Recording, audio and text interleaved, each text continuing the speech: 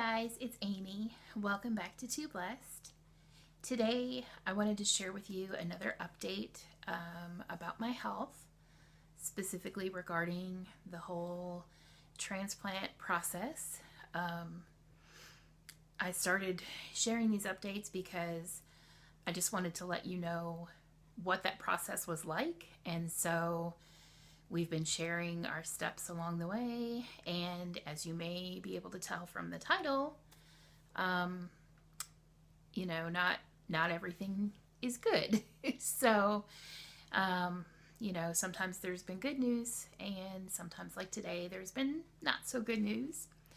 But I'm going to go ahead and just get started here. I've actually already filmed this once and it ended up being like 30 minutes long, and I didn't want to do that to you. It was really a lot of sort of unnecessary information. So I'm just going to kind of pare it down a little bit and give you the basics, and then we will move on. So today I am trying to pretend that it is fall because we're in September now. It's still hot outside here in Tennessee. We're still in the upper 90s. And I'm dressed for fall and trying to pretend that it's fall, but it's not. But we're just gonna keep pretending. All right, so as far as the update. So the last video that I put up regarding this process was the video where I talked about how we had gone to Vanderbilt and how we had kind of gotten some surprising news from the transplant surgeon that we were not expecting. So after that, I had talked to my nephrologist, my kidney doctor, and the day that I talked to her, she immediately was going to call Vanderbilt and see if she could kind of get the situation straightened out a little bit, kind of give them some of the missing information that they didn't have. And then later that same day, I got a text message from my dialysis clinic, and they said that she had in fact called them. Everything seemed good. They were going to go ahead and do like the initial review of my case on the following Monday. So we just had a few days to wait at that point. So really, we knew that we were not going to hear a yes, you are approved at that point, because there was more testing that needed to be done. So what I was anticipating that we would hear is that they would say, okay, we are approving you to move on in the process, and now here, for the next step, we need to do this and this and this. That's kind of what we thought was going to happen. So on that Monday, I had dialysis that day. And then I kind of thought like the committee was meeting that day, but when my husband and I talked about it, I kind of thought that maybe they would meet at the end of the day, most likely, because these are all doctors and they have patients to see and things like that. So I figured they would meet at the end of the day, and I thought that I wouldn't maybe hear anything until the following day. So on that Monday evening, it got to be like, I think it was about 5:30 our time. And I kind of, in my mind, had said, okay, I'm not going to hear anything today because it was after 5 o'clock. And it had kind of escaped my mind that Vanderbilt is on Central Time and we are on Eastern Time. So it was 5:30 here, but it was only 4:30 in Nashville. So I forget exactly what had happened, but basically my husband was in the bedroom, and I could hear him talking on the phone to somebody, and then my phone rang, and I answered it, and it, like I said, I really had built it up in my mind that I wasn't going to hear anything that day, so it kind of surprised me when the lady said that she was calling from Vanderbilt. And I thought, okay. And in fact, I was looking around to see if I could find a piece of paper and a pen, because I thought she was going to give me information, like I said, about like what the next step was going to be. And I thought I was going to want to write that down, and I was kind of looking around and couldn't find anything. But she was very abrupt and not very kind in the way she said it. And she just said, I'm calling to let you know that the committee reviewed your case and they have decided that you are not a candidate for a transplant. And, that was it. Just, you're not a candidate. She did ask if I had any questions, and I was just at that point in shock, and I just said no, and I just wanted to get off the phone as quickly as I could. And I didn't take it very well. I feel like it was really especially shocking because I really have a lot of confidence in my kidney doctor. And, when she said she felt like she had taken care of the issue, I thought that was it, So I kind of just sat there for a few minutes and I was just really stunned. And then when it sort of hit me, I just started crying, and my husband heard me. Now like I said, he was on the phone. He didn't know really even that I had gotten a phone call, but he heard me crying, and I heard him kind of end his call. He said, I have to go. And he, came running in to find out what happened. And all I could tell him was they said no. But yeah, I was like, that was all I could say. They said no.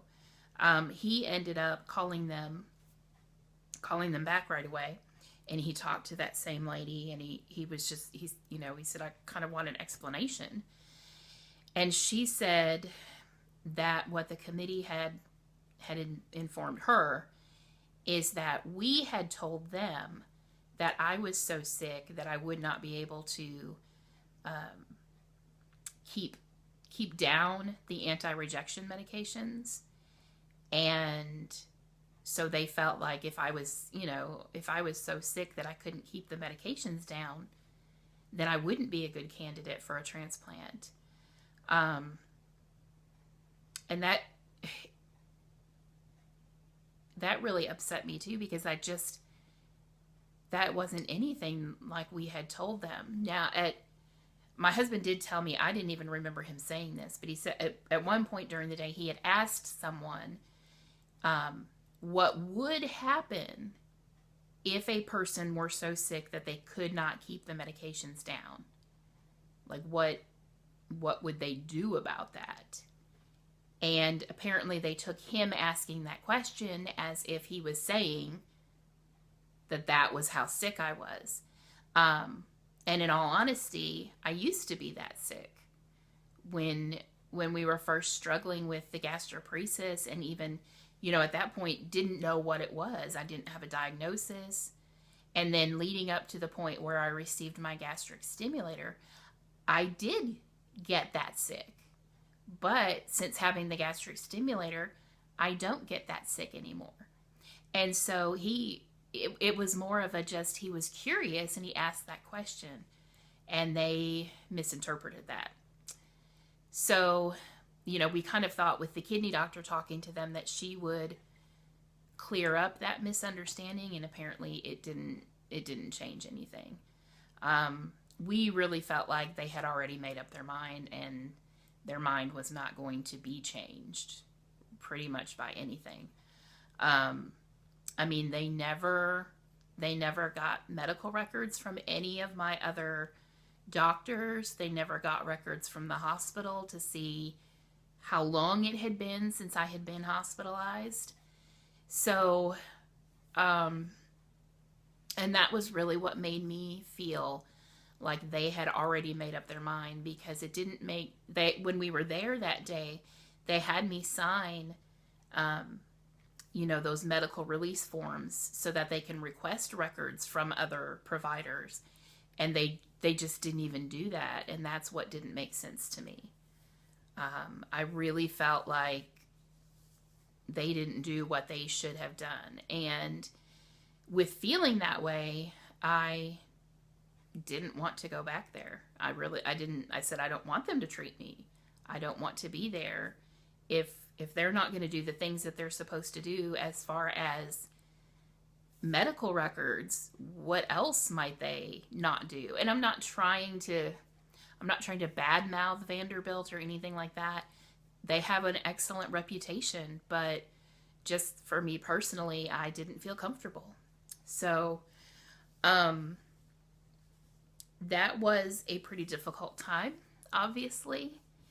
And I'm going to make a separate video talking about a little bit more about that as far as relating to like chronic illness and depression, because I definitely went through a period of depression for sure. I mean, that was Monday evening. So Monday evening, I cried so much.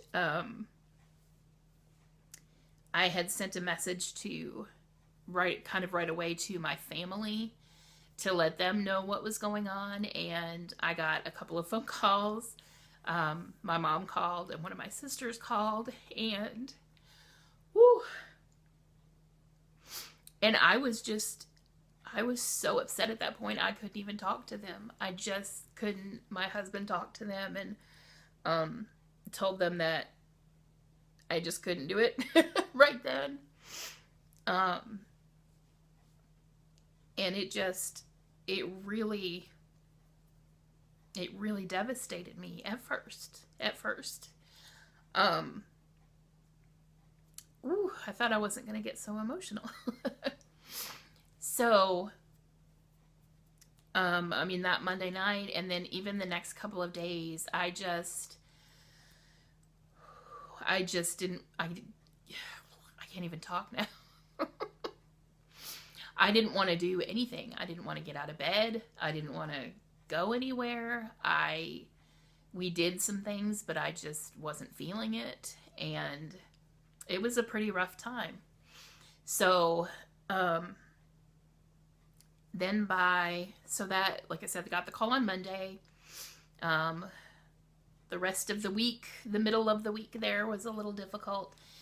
But by the time I went to dialysis on Friday, I was feeling better. You know, I said, okay, that it is what it is, and we are just going to move on. We're going to go to another hospital and just continue with the process.